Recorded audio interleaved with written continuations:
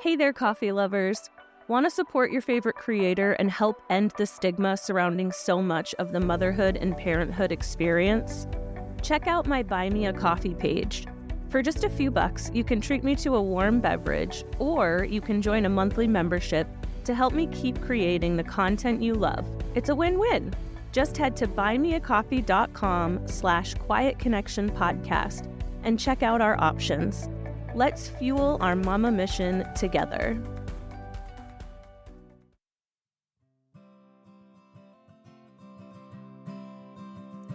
Welcome to Quiet Connection, a podcast dedicated to ending the stigma around postpartum mental health.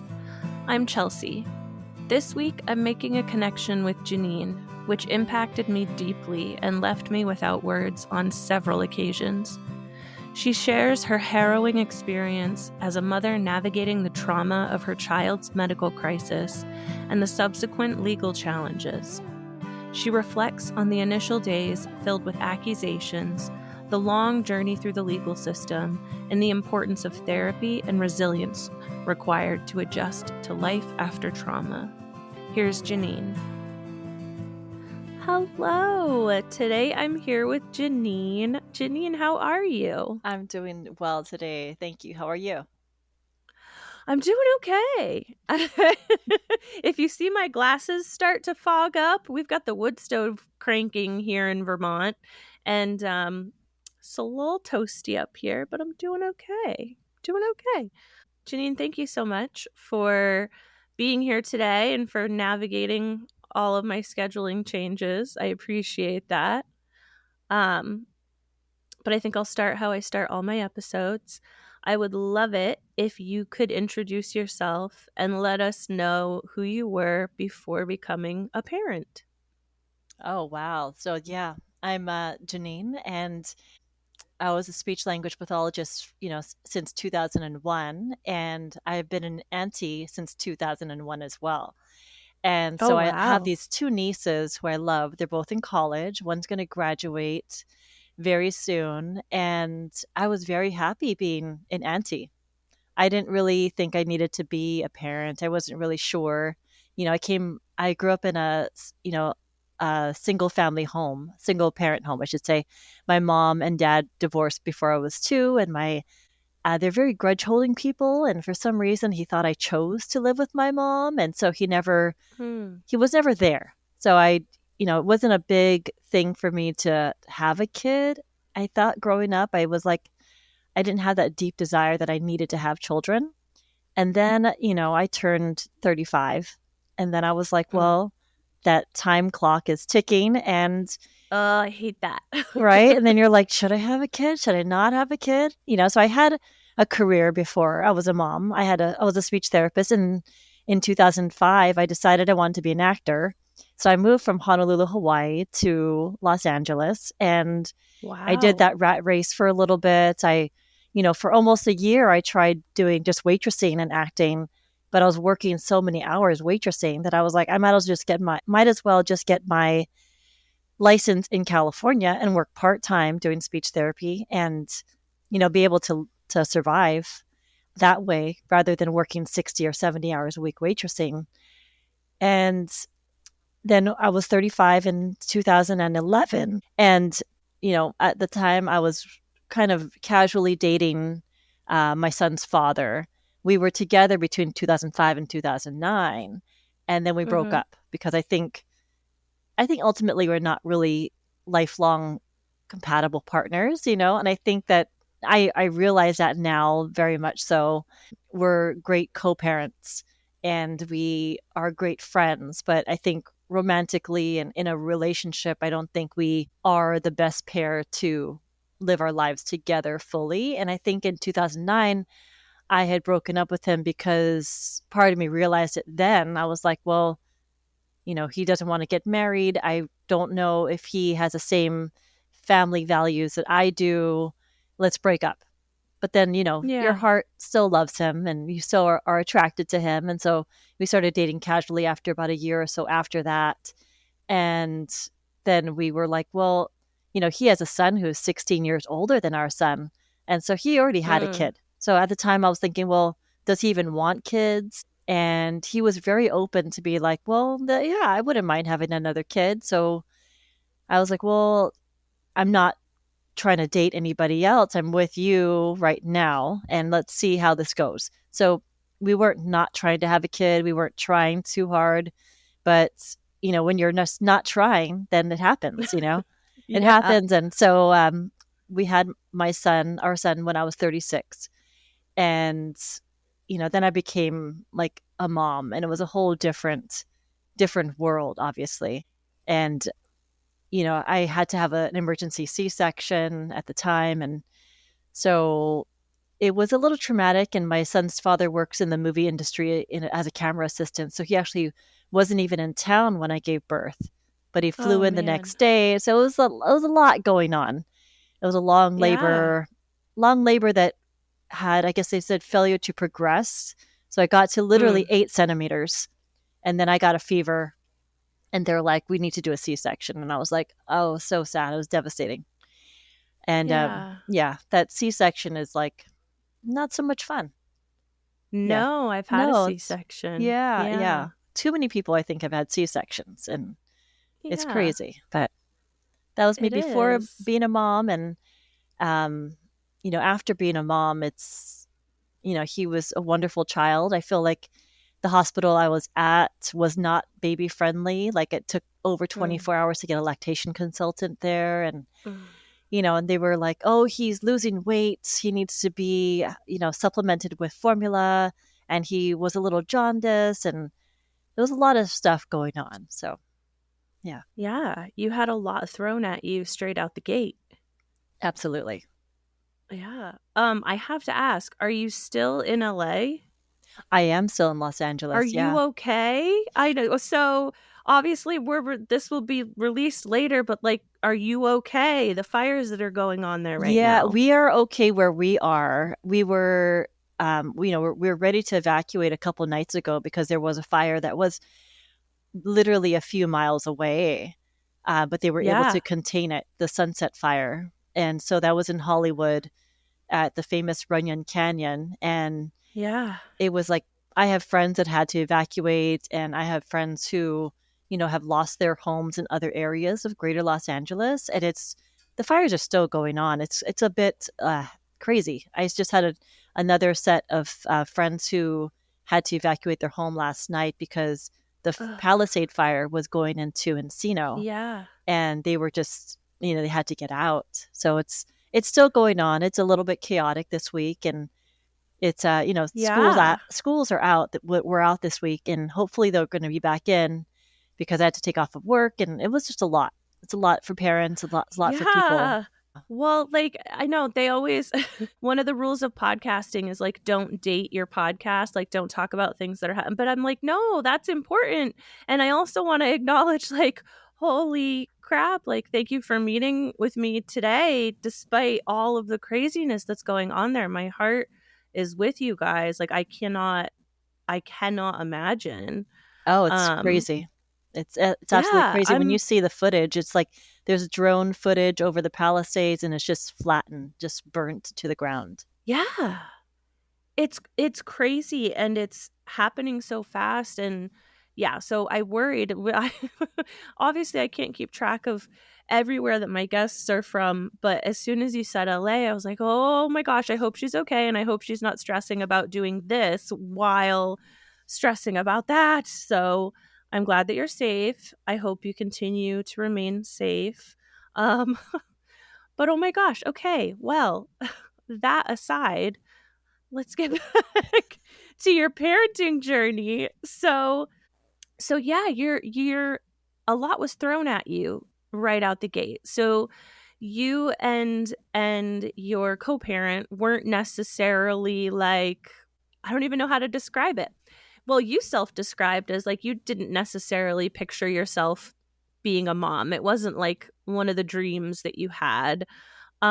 So when you made that decision, you obviously made it very intentionally. And then to hear that you had such a complicated birth story, did you have anyone there supporting you through your labor and Yeah. delivery? So one of my friends, her mother-in-law was a postnatal doula, and she wanted to be a Okay. prenatal doula. So I was like, well, okay, I'll be your first pregnancy. But I think Yeah. she was going through a lot, and I don't think she really mentally prepared herself fully for, the baby was born like a week early. It was just, so like things were not really set in place. So, but she was there. She was there. And I had a couple Yeah. other friends, very close friends that were there. They would come in and hang out with us for a while. And then, they would go home and then they would come back. So I did have a few friends in town, but, my mom's in Hawaii. My Yeah. sister-in-law's in Hawaii. All my like immediate female family, they were all in Hawaii. And so it was a lot. And I was like one of the first people in my friends group to have a child, because Mm-hmm. and now they all have kids, so they all have their own birth stories and everything, but it was interesting to, be in a group of actors, and like, everybody's kind of trying to do their acting thing, and to be like, well, I'm having a baby. And they're like, oh, okay. So it was, in hindsight, I probably should have maybe tried to have, somebody from my family up here. That would have been nice to ask, but you don't want to be a burden on people, I guess, in a way. Mm-hmm. Um, but I think, in hindsight, I would have taken that road a little bit differently. Yeah. Yeah. And that is a very common thing that I hear. Um, the being the burden and the asking for help or asking for someone to just be there with you is you don't want to feel like a burden. And so many new parents say that. Um, and we're trying to end that. We're trying to end that stigma. So like talking about it and talking about it now, and hindsight's 2020, like yeah, you need those people around you, especially when things don't go according to plan. um, what was that moment like for you when obviously you'd been laboring and you'd been going through it? You got to 8 centimeters, which is so close to the finish line. What was the moment like for you when you were told, like, hey, we're going in for a C-section?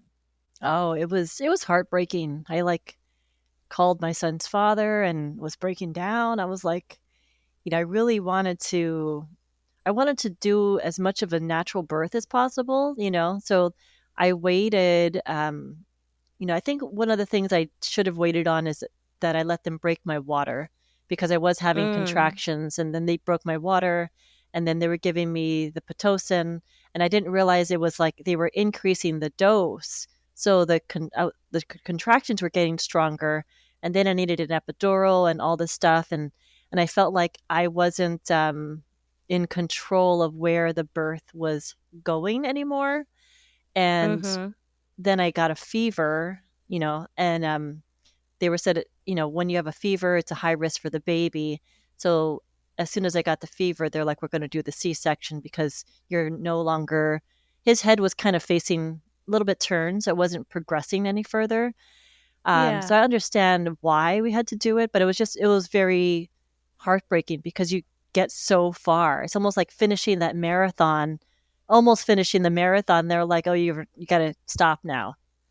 Yeah. It's like, but I was Yeah. almost there. So I broke down, I cried, obviously. And I think the Yeah. adrenaline going into the C-section was just so high. I was like, I felt like the room was either really cold, I was like shivering, and then they put you on the table, and one arm is strapped down for IVs, one arm is strapped down for vitals, and I was like, I felt like I was like on the cross or something on this very Yeah. skinny table. And I felt like it was just, a little bit traumatic that way. And after my son Che was born, they're like, oh, we don't have a crib for him to go to the recovery, so you need to hold him. And I just felt like I was shaking. And I was like, well, I don't think I Yeah. can hold him. I think I'm going to drop him. And they're like, no, no, it's okay. You'll be fine. And the whole time we're going to recovery, I'm just trying to think about squeezing my arms together and thinking, don't drop him. Don't drop him, which is Yeah. added to the trauma of the whole event sequence. But it's behind me. It is. It is. But I mean, validating Yes, those operating rooms are freezing. They're cold for a reason, but not a very pleasant experience. And then to hear that they didn't have like a cot or a bassinet or something to receive him in, like that rings so many alarm bells for me. Like, what the heck were they planning to do? But yeah, that's a lot of trauma. And the shakes are a common thing that can happen after you give birth vaginally or through C-section, because your hormones are dropping really fast, and it's scary if you don't know what to expect. So there's that, and then they're telling you like, hold on tight. um yeah, that's like, I giggle and I laugh because I feel like if we don't laugh about these things, we'll go a little crazy. But like, I just don't know what those doctors were expecting of you. That's that's so much. In terms of those early days, like in going home, did you I don't really know if you answered this, but were you and your co-parent living together at the time, or you were living independently? At the time, I was living in his house, but then he had to Okay. go back to work, so he was in town for just a day and a half or so, and then he flew back out. And Oh my gosh. his older son and his father, so my son's grandfather, they lived on the property, which was great because they were there, Yep. but also they're males and they don't exactly know what to do. They don't really anticipate what I might need, and I also didn't want to be a burden. Again, I didn't want to Yep. be a burden, so I'm not asking for, hey, can you get me some food? Or Yeah. I need to get some groceries, or like, you guys are eating dinner, can I have some too? It's like little simple Yeah. things that I'm just like, not I was, in hindsight, I should have been more vocal about what I needed at the time, because it would have been a lot more helpful. And Che was born in October of 2012, so it was getting cold. And um, we, instead of, there was no heating on the second floor, so we lived on the first floor for a while. Um, Yeah. and it was just like, you're just displaced from a bedroom in a sense, and just sleeping. I was sleeping on the couch, and he had his Uh whole bassinet, and then it was a pack and play or little crib. So yeah. it was a little bit different. And then we've, finally, um, I think it was like 6 months after that, I moved into where I live now. It's a condo about a mile away from the dad's house. And, the father had purchased the condo so we could live there. So, which is nice, Mhm. So Yeah. it was a little bit more normalcy and kind of, a regular routine after that. Yeah, I'm just imagining um I mean, recovery from childbirth in general is a huge shock to the system. Um Recovering from a C-section is its own beast. That is, I'm not sure what your recovery was like, but it adds another layer of complication. You're not supposed to lift a certain amount, and it's like, how do I do that while also caring for my baby? And again, I heard you mention like not wanting to be a burden. When in those early days when it sounds like it was just you and your little guy, like, what were those feelings going through your head? Like, did you were you feeling okay, or were you feeling that isolation? Yeah, I think there was a little bit of a mixture of everything, right? I don't think I went through any postpartum depression per se, Mhm. but you do have like moments where you're like, "Oh, I'm doing this by myself." And then you have friends that come over. I had a lot of friends in Los Angeles, so we had a lot of people coming to visit, which was nice. But then at the end of the day, it's just me and my son. But Yeah. my love for my son was so great. We did so much like skin to skin time. We did a lot of breastfeeding on command. It was just whenever, whenever we were just hanging out, it was just, me with him on my chest a lot of times, or, him in my arms. And so I feel like even though it was lonely at times, I don't think I was, ever in tears, like I'm completely by myself or anything like that. I always felt like there was enough visitors that were keeping our spirits up and feeling like we were being, visited and loved, Yeah. that it wasn't Yeah. wasn't depressing per se. That's good. That's really good to hear. It sounds like, so we talk a lot about a village, and it sounds like even though your family was not nearby, you had a village that was sort of keeping an eye on you and keeping you guys wrapped in some comfort. Your birth story was unexpected. The journey into parenting was not necessarily the route that you had anticipated taking, but here you were, and you're having this opportunity to connect and bond. Um, Take me a little bit further down the road. Once you get settled into your routine and where you are now, what was that like coming into your identity as Che's mom? Yeah, I was able to stay out of work for 7 months, which was nice. I didn't have to Wow. go back to work right away. So I was just with him all the time. And Yeah. that was great. And in hindsight, I should have taken him to the park more, like just let him play in the grass, in the sand, just kind of get dirty and kind of figure things out. But after I went back to work, it was like, he went to a daycare and I would pick him up and everything. And I would still, I breastfed him until he was just after 4. So Mhm. he would get a little bit of breast milk like before he went to bed or during a nap. Um, so I would pump and everything to have all that ready for him. And we did baby led weaning, which was great. So I didn't have to Yep. like buy baby food or blend anything. So I felt like he really got to explore, the foods that we were eating basically, and just in a softer, way that he could actually Yeah. gnaw on and eat himself. So he was a really amazing baby and um, just really happy all the time. And he just really has a really big heart. But at 13 months, he did have a fall from our Yep. bed. And even though it was a very short fall, it was only 18 inches, it caused a traumatic brain injury, which was a large brain bleed. And, he Mhm. cried for a minute or so and then he passed out. And then we got very worried. We took him to the hospital. Even though there was no cut or abrasion, he wasn't waking up. And so the Yeah. nurse at the emergency room was like, he's not waking up. Let's get him in right now. And she was very instrumental in getting him, into that ER because in emergency rooms you can wait for hours, Hours and hours, hours. yeah. But if he had waited, he probably would have died because Yeah. they needed to do an emergency craniotomy, which where they open up the brain, right? They take off the skull, they stop the bleeding. They were able to put his skull back on still, to heal, rather than keeping it outside of sometimes they keep it outside of the skull, the head, and put it, in the stomach until it is able to heal. But his Yep. skull was able to go back on.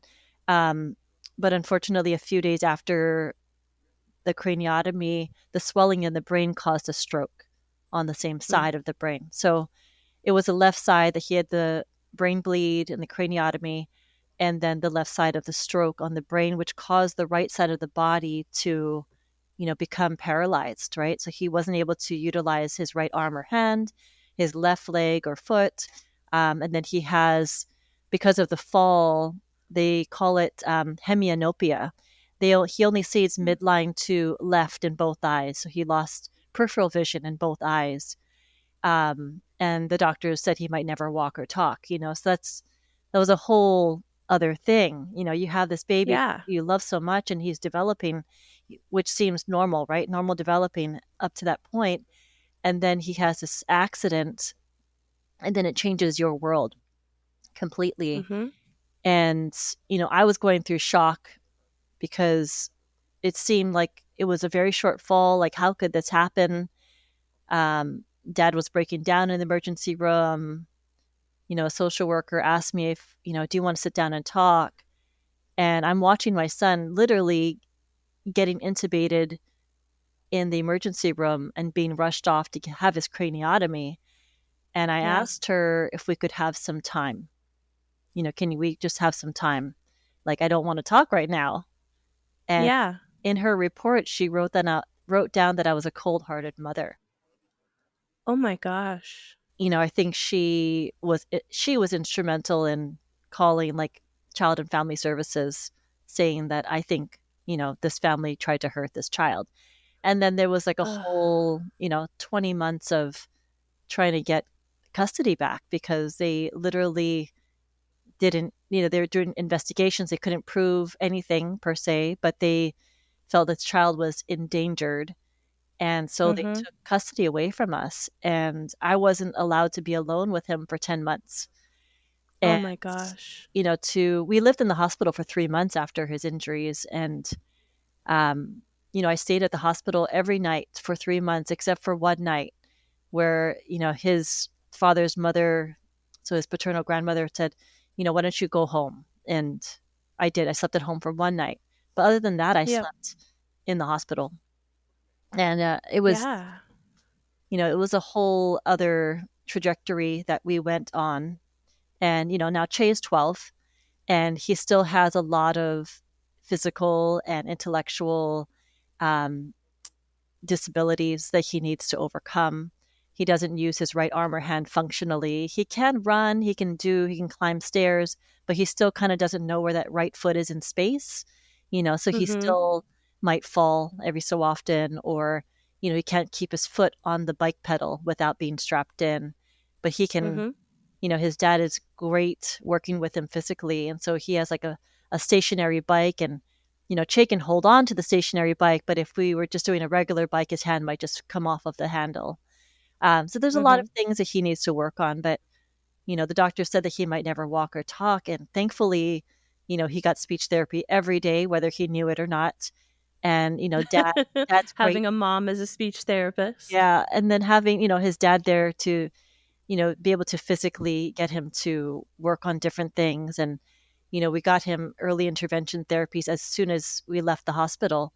We had speech Mm-hmm. therapy, occupational therapy, physical therapy, infant stimulation, all set up. So when we got home, those were continued from the hospital to home. And then once he reached 3 years old, then he went to the school system, right? So Mm-hmm. even to this day, he gets adaptive PE, physical therapy, occupational therapy, speech therapy, counseling, because there's a lot of emotions that he needs to figure out how to navigate. And it's a lot for him, but he is such a resilient person, and the most, like, he's my hero because he's, Mm. I don't think he realizes how much of a warrior he is. Yeah. Yeah.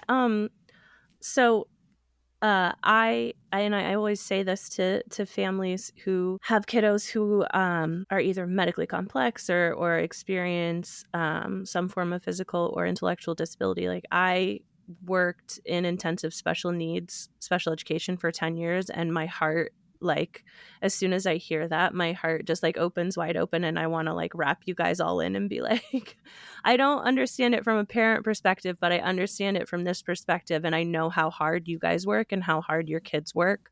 So for to hear you say that he's your hero, like, I genuinely feel that. I feel that from you. But I also want to acknowledge their, oh, how do I even word this? It's such a dramatic shift from hearing you talk about those early days of motherhood where he's on your chest all the time and he's with you and you guys are bonded, and you might not be in exactly the situation that you pictured, but you guys have a really good bond, and you have, I'm sure, this sort of plan for the future for him. Like, you could, as he's developing and hitting milestones, you're seeing a future for him, and then in an instant that changes. And then added to that, you're met with social services and people questioning your intentions and your parenting abilities. And it really does happen in an instant. What did that do to your psyche? Like, I heard you say, like, can we just have a minute? And my heart immediately goes like, yeah, that's a lot to process. I can't believe this nurse said you're a cold-hearted mother. What was going through your head in those, like, in the first like couple of days after this happened? Oh, absolutely. It was a social worker that said I was a cold-hearted mother, which is just Ugh. traumatizing, right? Because you're like, you don't know what people are thinking or how they're processing. Everybody processes things differently. Um, but, within the first 24 hours of being in the hospital, we were talked to by the social worker, by doctors, by police, by Yeah. detectives. And, I'm used to people pretty much liking me. Does that make sense? It's like Yeah. I think I Yeah. grew up as a people pleaser, so I'm likable most of the time. Like I'm not used to people accusing me of things such as trying to harm or kill my child. Yeah. And it was that period. The first few days was very, very traumatic because not only was my child fighting for his life, it was like we were fighting to be his parents. And, there was an issue with, I was acting at the time, right? So I was doing speech therapy, I was acting, I was doing a stage play that was touring. We were touring nationally. Mm. And I was literally supposed to be on a plane to go to Wyoming or someplace like that. And just for one performance. And then we're going to come back. And logically in my mind, my brother flew up from Hawaii to be with us. And in my logical mind, I was thinking, okay, well, we didn't have understudies. And I was like, well, I can leave for 36 hours. I'll be back. And my son's father will be here. My brother will be here. People will be here with our son. And of course, in hindsight, I should not have left. But I left for Mm. 36 hours. And during that time, the the Department of Child and Family Services and, police, whatever, they said, well, this is evidence or indication that she is guilty. So Mm. um, right before I had to go on stage, I got the call saying, you guys are removed from the hospital. And even my brother was removed from the hospital, even though he wasn't even in the state when my son got injured. Yeah. They just removed everybody. And they took him out of the PICU, the pediatric ICU, and they put him in his own room. And, I had brought books and stuffed animals. And I said, please, can somebody be in the room with him? Because he needs to feel that someone is there. And Mm-hmm. they said, we don't have like the staff, or we don't have the funding for someone to be here. I'm like, I don't care if it's a volunteer or a security guard or anybody. He just needs to be with someone. And, Yeah. we came back the next day and they were rushing him back to the PICU because he had stroked. Mm-hmm. So overnight he had stroked. And he also got a bed sore on his head, which he still has a scar. So I'm like, you guys weren't turning him. You guys weren't Yeah. watching him. And then he had to get reintubated, So it's just like, and in hindsight, obviously I should not have left. But I think a lot of it had to do, I feel like his stroke could have been prevented if someone was there, whether it was myself Mm. or somebody from the hospital. I feel like he had a lot of anxiety about being alone growing up. Um, and he's 12 now, so it's kind of dissipated now. But I feel like as he was growing up, he had a lot of like anxiety about being alone or left alone, Mm-hmm. stemming from that point in his life. Yeah. And I want to acknowledge too that like there's obviously these feelings of like like we keep saying hindsight, and we keep saying like, oh, I wish I hadn't, or I wish I hadn't done this, or I wish I had done that. And I hope that um I don't know you. I'm meeting you for the first time today.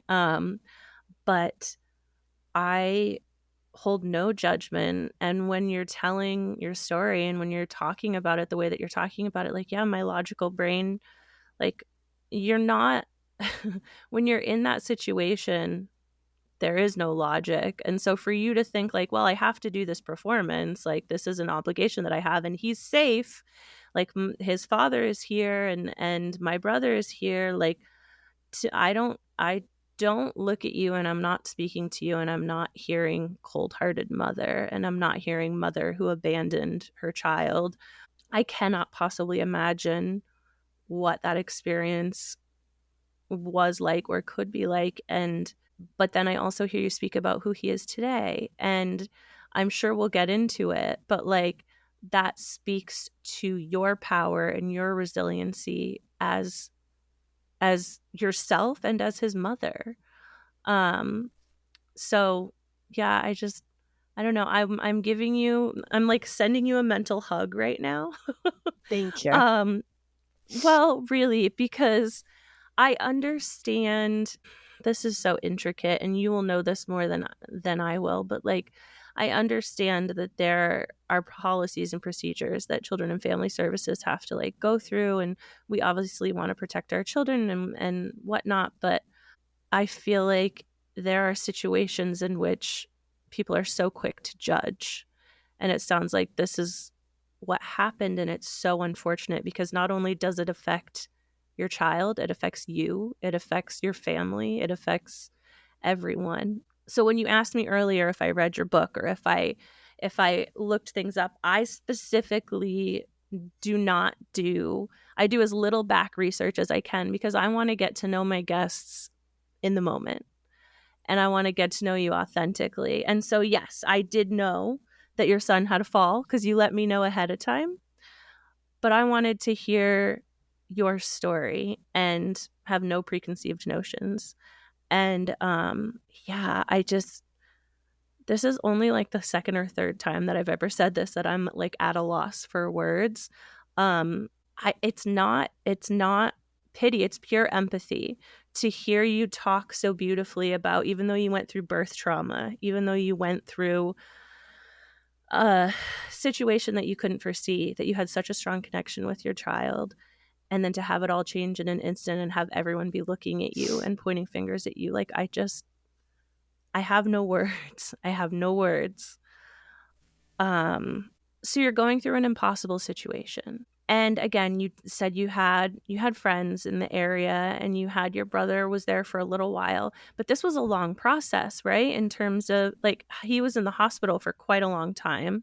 Yeah, he was in the hospital for 3 months. My brother could stay for, a week or so. Yeah. My mom, I think my mom came up about 6 months after, it was a handful of months afterwards, because we were able to be, he was back home by then, I believe. She was able to be with us for a little bit. So my mom was up here helping me for a little bit. And I think it was, the process, I had a little bit of light at the end of the tunnel because I had some great people that were within the whole process. The judge, I felt like he always knew that I would never have hurt my child. Like, but it Okay. was like the process of going through the court system. It's like come back every 3 months or 6 months or whatever. This arbitrary time. It's nothing like you're doing the work. We're going to meet sooner. It's like, Yeah. you cannot speed up the process. It felt like you could Yeah. not speed up the process. And they my lawyer, I felt like, was so a little jaded in a sense where she didn't really care if I you know did it or not. In a sense, she Ugh. didn't. I feel like she was judging me as if I had done it or just to get through it. So I felt like there Yeah. was really no um empathy or above and beyond trust from her in a sense.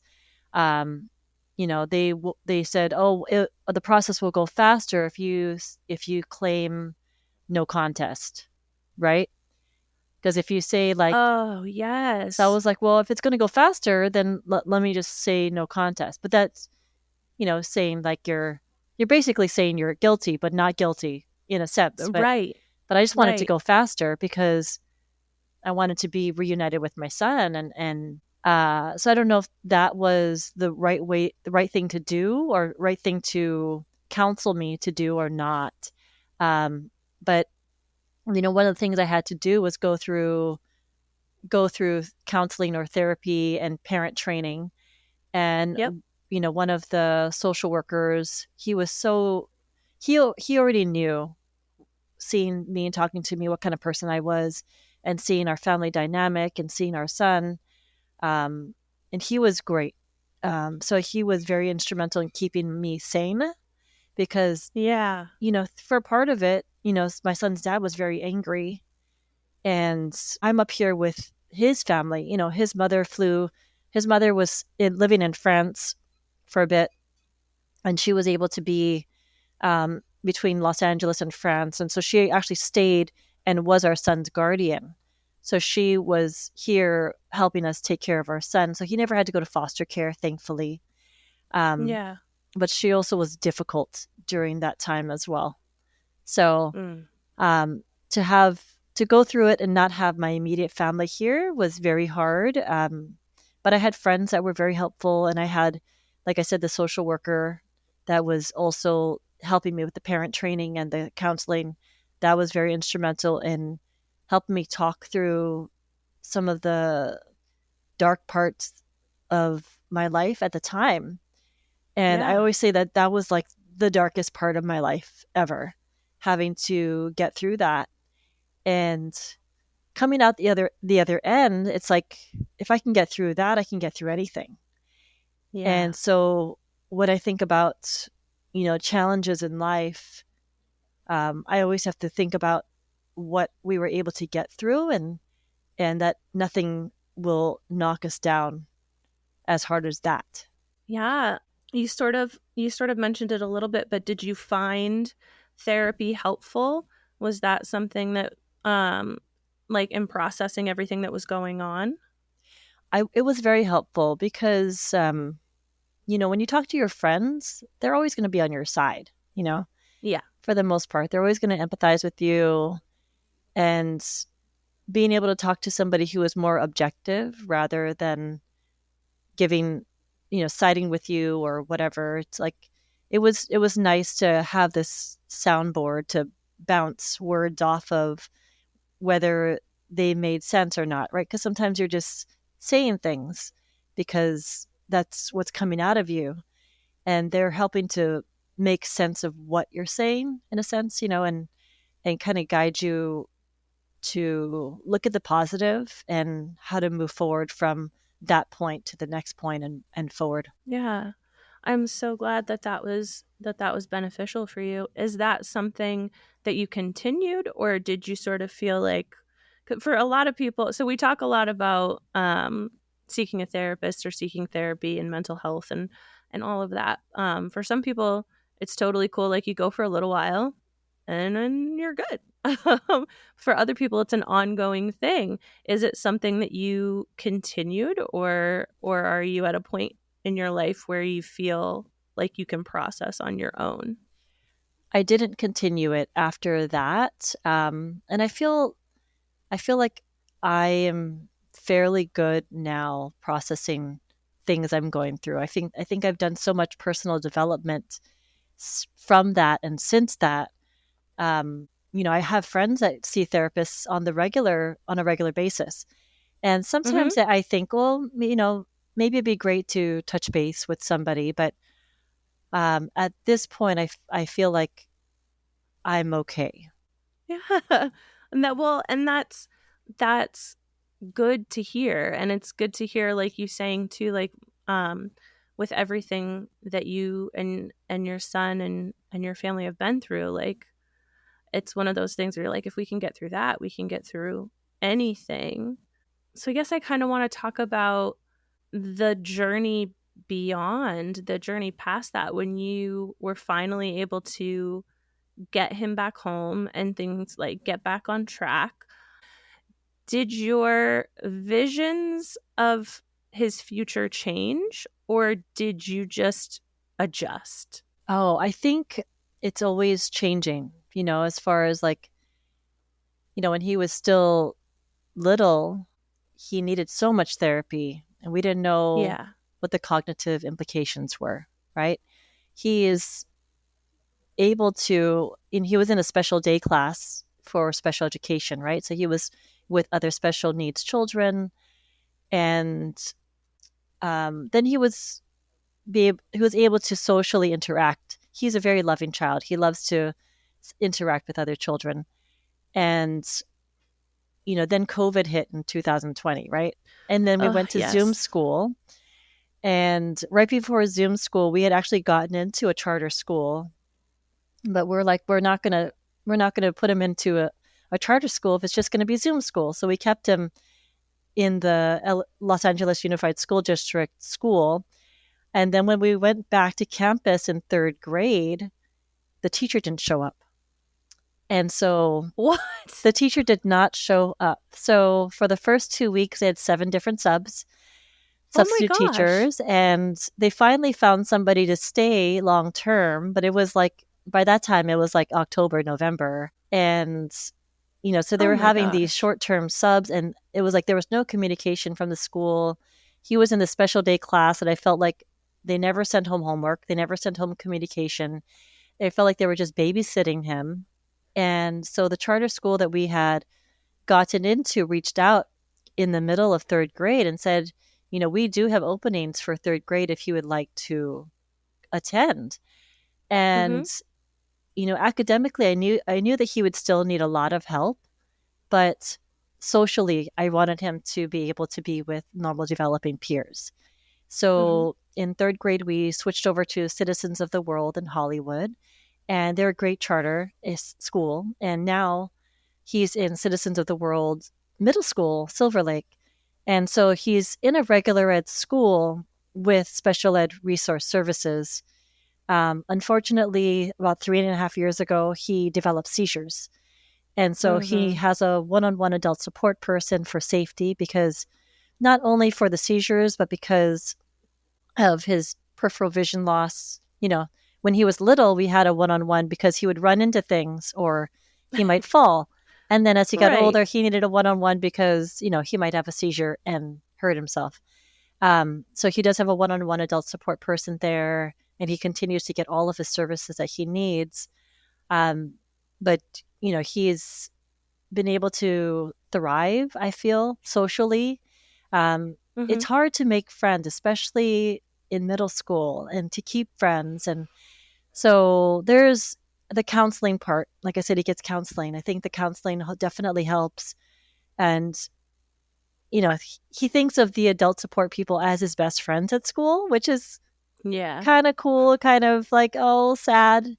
But they love him. They're very supportive, and I feel like they're always protective of him. They're always going to protect him. If someone is going to maybe tease him or bully him, they're always going to be there to be that moral compass of other students, to be empathetic and be a friend to Che.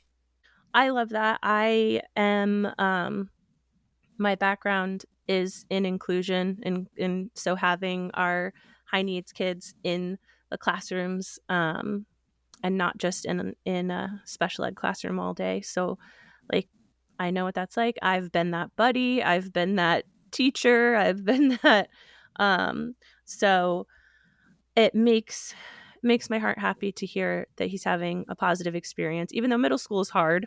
Middle school is hard for any kiddo. But do you think your relationship changed with him at all as a result of the circumstances and the inconsistency with which, like, you were with him all the time, and then you weren't able to, and then now you are again? Did you see any sort of impact on that in your relationship with him or his relationship with you? Honestly, I would say no, because he's, to this day, he's such a mama's boy. Like, he loves giving kisses and cuddles and hugs. And I feel like he did go through a little bit of separation anxiety, like, if I have to be away, or like, when are you going to be back? But his love for me and my love for him is just as strong as ever. And when he was in the hospital, I have a little skin tag on my chest, and when he was a baby, he would kind of play with that skin tag between his fingers and kind of twist it. And so when he was in the hospital, I started to breastfeed him again, and I knew that he was going to be okay when he started playing with my skin tag, if that makes sense. That kind of normalcy, like, oh, this is something he used to do, and he's still doing it. And when I slept, I don't know if you've ever seen the cribs that they have at hospitals. They're pretty much metal metal cribs, look like little jails. It's like a cage. It is a cage. And Yeah. I was still, breastfeeding at the time. And they're not they're little cages, they're little cribs, but I would literally climb into his crib kind of in the early morning hours because I knew that he wanted to breastfeed or something. And the nurses would come and they would see me like in the crib with him. And the nurses were great. When we lived in Yeah. in the rehab department, the nurses were great. All the staff there were great. None of them were judgmental at all towards me. And so, I was able to continue that connection. And when we went home, when Che was able to leave the hospital, I couldn't be alone or live with him for a while. But thankfully, because we had the two different homes that were just about a mile apart, I would wake up before he would wake up and I would go to the house. I would be there to feed him and everything. I would go to work and I would come back home from work and I would feed him. I would put him to bed and then I would go home. And so Yeah. for however long until I was able to be, living in the house with him, that was my routine. So besides not co-sleeping with him, the rest of it was as if I was there, because there was that routine of mom is there when I wake up, and then mom is there when I go to bed, and Yeah. so we tried to keep it as normal as possible. And to this day, even though he's 12, he's still because of the seizures as well. I don't mind him co-sleeping with me, although he hogs the bed. And people say that he should sleep in his own bed, and I say, well, he sleeps better. He sleeps through the night when he sleeps with me, and for me, that's the most important. That his brain gets to Yeah. rest and grow. I want to take a moment and pause and just like I I hear you talking about the strength and resiliency in your son and seeing all of the growth and realizing that he was still there but everything that you did for him that had to have taken an incredible toll. You had to have been exhausted. You are so powerful.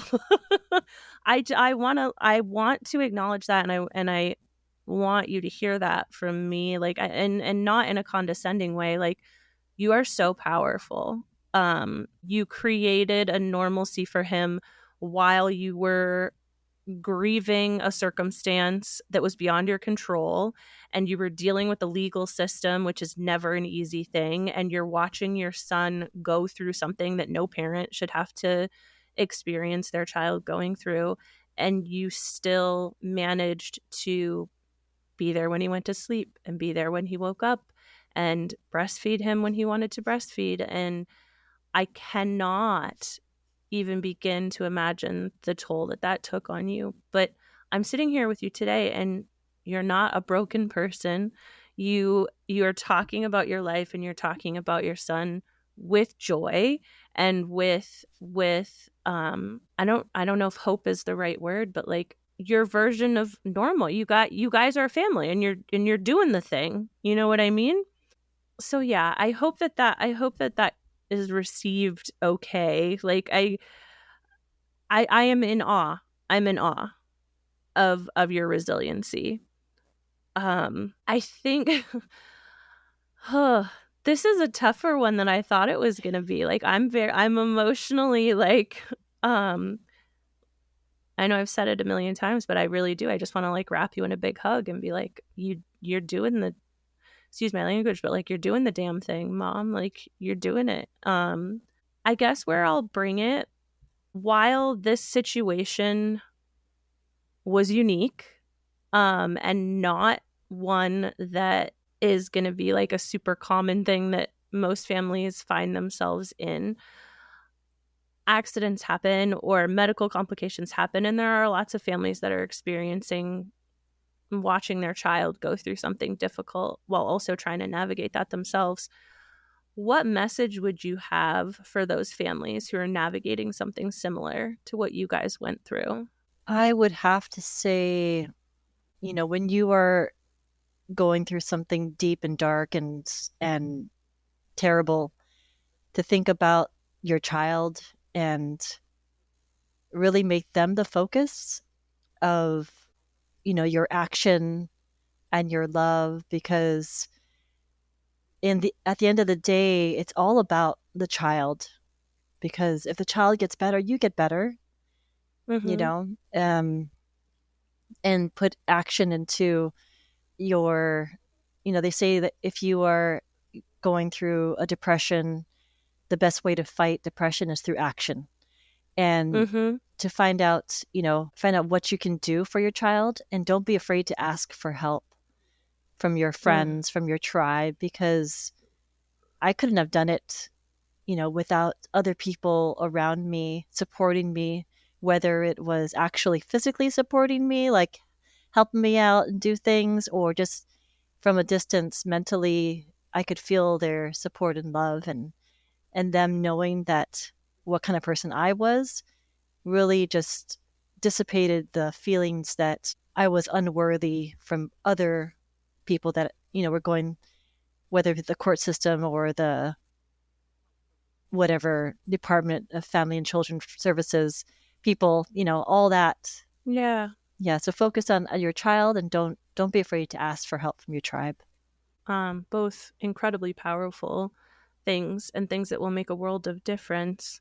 If you've listened to any of my podcast episodes, you'll know that I always end on one of two questions. Both of these questions feel so small, but I think I've figured out the one I'm going to ask you. um, and yeah, I think I figured it out. So, if you could go back in time, all the way back, maybe even before you met your co-parent and before deciding to have kids, and you can't tell yourself what you're going to experience, and oh my goodness, what an experience it is, but you can't tell yourself anything about it, but you can instill something within yourself that will help you navigate it. It can, for some of my guests, it's been a word or a phrase or a mantra or a prayer or an attribute, just something. What would you instill within yourself? I would say slow down. Mm. Slow down. Because I feel like I think I try to do too much sometimes, multitask too much. And my son's father has commented many times that you're a really busy person. And I'm like, well, I like doing a lot of different things. But if I had to give one piece of advice, is to slow down, and not rush through things, not feel like you needed to do so much. Yeah. Because it's not, if I had slowed down, maybe I would have, you know, done something differently, or Yeah. who knows. But Who knows? yeah, I would say slow down. Don't be so busy. Yeah. Um, I really do like that question because I've never gotten the same answer twice. So, yeah, I've done this over 100 times now. So, and I've never gotten the same answer twice. So, um, I think that is beautiful. I want to thank you so much for sharing your story with me. Also want to apologize because I didn't anticipate being um as emotional as I mean, not that I'm not emotional, I'm usually emotional, but I don't usually have as hard a time finding the words as I did. But yeah, thank you for sharing so openly, so honestly, and thank you for being an incredible parent to your son. Thank you very much. It was great to have this conversation with you, and be able to share with your audience. Jeaneen, thank you so much for sharing your journey with me authentically and with such strength and vulnerability. I walked away from our conversation with an overwhelming understanding of the love and dedication you have to your son. I feel so deeply for you and other families who have navigated similar situations. You are powerful, and I hope you take a moment to acknowledge that from time to time. Listeners, be sure to check the show notes to learn more about Jeaneen's book and social media accounts. You can keep up with us on Quiet Connection by following us on Facebook, Instagram, TikTok, and Threads at Quiet Connection Podcast. You can help our community grow by leaving us a rating and review on Apple Podcasts or Spotify, and continue sharing our episodes on social media. To share your personal journey, you can contact us through our website at quietconnectionpodcast.com or by email at quietconnectionppmh@gmail.com.